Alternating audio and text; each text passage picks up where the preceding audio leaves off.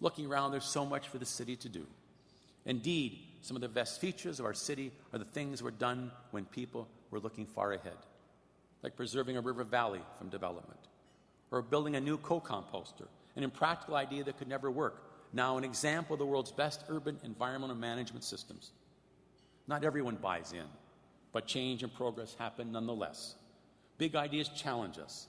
They spark resistance every bit as they spark excitement. The Eiffel Tower was hugely controversial, and so was the Statue of Liberty. But sometimes, thankfully sometimes, the visionaries and risk-takers win out over the naysayers. Our challenge as the city's leaders is to know when to leap and when to hold back. This will be tested when we talk in detail about a new sports and entertainment complex downtown. We first opened this discussion about a year ago. I hope it continues very soon.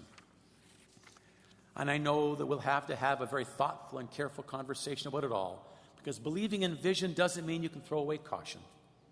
But uncertainty is a reason to explore, learn, to gain certainty. It is never, ever a reason not to try. There's a lot of what we'll need to know about its impact, how we'll make money, about promises made to taxpayers and how these will be kept, but whether we like what it means for Edmonton or not. There's one thing I hope everyone has learned from watching the global financial markets go awry.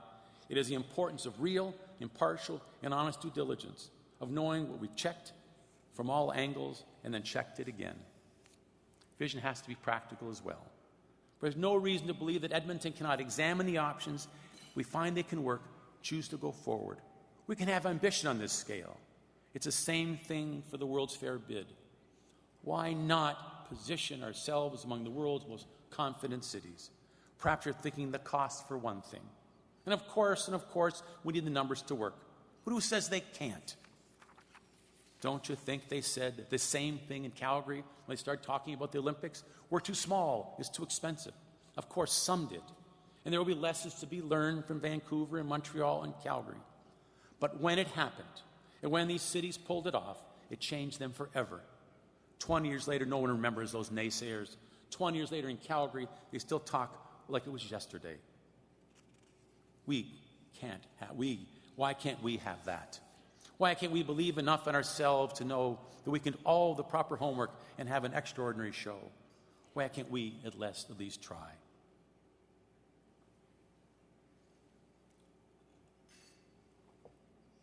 And you know, these big topics, the arena and the World's Fair, aren't that different from another discussion we have to have this year about the city center airport and whether or not to change. It's a fair question. It has to be asked. We hear from those who value the status quo and for those who think it's time for these lands to play a different role. That's the issue before us.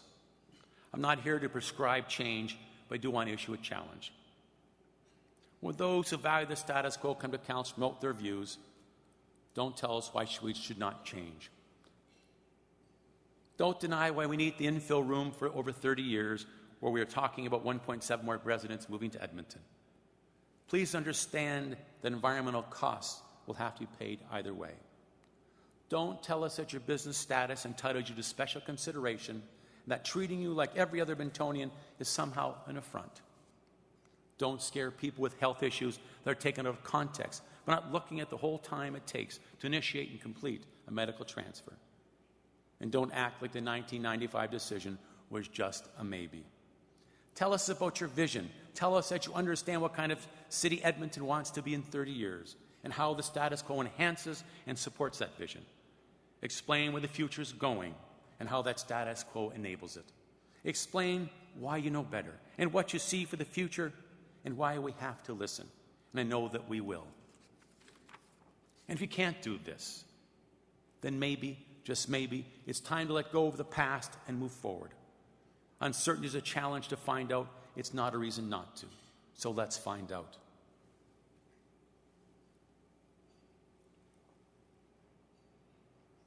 One of the hardest things in life is being able to develop a vision for the future and then take the first step, tentative steps toward a goal. Uncertainty is scary. It makes us cling even tighter to the things we know for sure.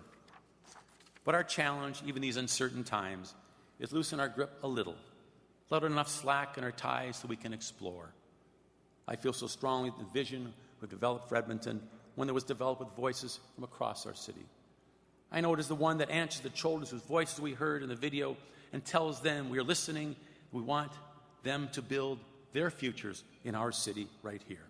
It also speaks to the children who asked for us to think about who they are today and their dreams for safety and comfort in their communities.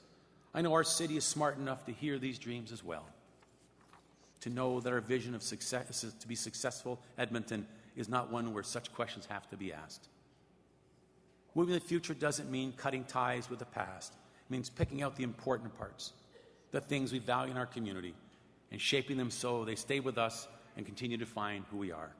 This is Edmonton's time to have vision and to dream. It's our time to check our progress as we take steps forward. Edmonton is a city that understands this. The mere fact that we're thinking about some of these big ideas means that this is so. We're a city that weathers the bad while imagining the future. We're a place that continues to move forward. We have confidence and certainty. We all want what is best for Edmonton. We all can get there together. Thank you very much.